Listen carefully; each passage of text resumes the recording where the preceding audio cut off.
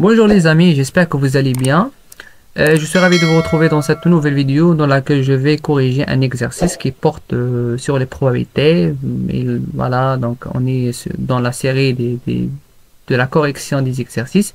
Voilà, donc vous avez un sac opaque contient les boules représentées ci-dessus. Un nombre de points est indiqué sur chacune d'elles.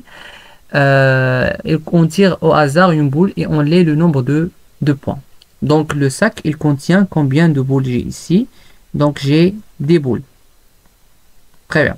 Donc des boules, donc vous avez 1, 2, 3, 4, 5, 6, 7, 8, 9, 10.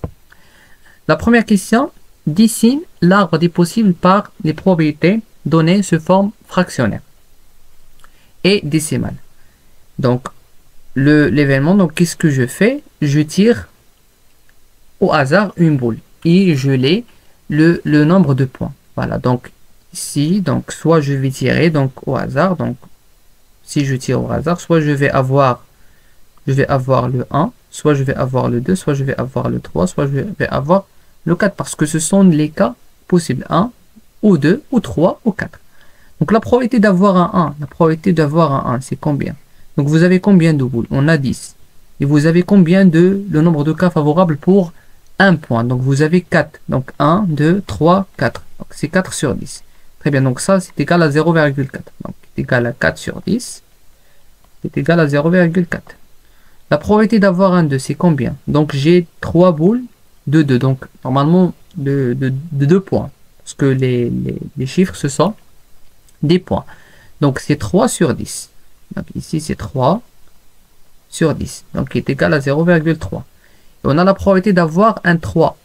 J'ai 2 boules, donc c'est normalement c'est 2 sur 10 qui est égal à 0,2.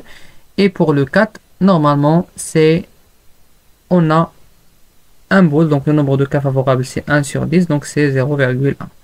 Et on sait bien que la somme des probabilités des PI, donc le I allant de 1 jusqu'à 4 est égal à 1. Parce que 0,4, 0,3 et 0,2, 0,1, donc la somme est égale à 1. Très bien, donc on a dessiné l'arbre des possibles par les probabilités données, donc sous forme fractionnaire et décimale. La deuxième question, calcule la probabilité de l'événement A obtenir au moins 2 points. Donc ici, l'événement A, avoir, donc au moins, donc avoir au moins 2 points. Donc avoir au moins 2 points. Voilà. Donc l'événement contraire de A, c'est quoi? Donc ça, c'est le A. Normalement, ça, c'est le A. Donc l'événement contraire, c'est quoi? L'événement contraire, c'est avoir au plus, ça marche, avoir au plus 1 point. Donc l'événement contraire, voilà, l'événement contraire, c'est le A bar, qui est égal à normalement, avoir le 1, le 1 point. Donc 1 point. Parce que les deux événements, avoir au moins 2, c'est-à-dire je tire, soit je vais avoir 2, soit je vais avoir 3, soit je vais avoir le 4. Ça marche? Donc l'événement contraire, c'est le 1, c'est le singleton 1. Parce que ces deux événements, donc l'union, ça vous donne l'univers. Et l'intersection, c'est l'ensemble vide. Voilà. Donc la probabilité de A bar, donc on a la probabilité de A est égale à 1 moins la probabilité de A bar. Et on sait bien que la probabilité d'avoir un point, c'est celle-là. Donc je vais passer par ce chemin-là. Donc c'est 0,4. Donc 1 moins 0,4, c'est 0,6. C'est très très simple. Voilà.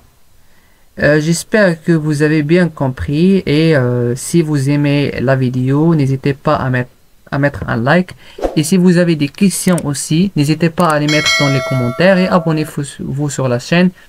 Merci beaucoup.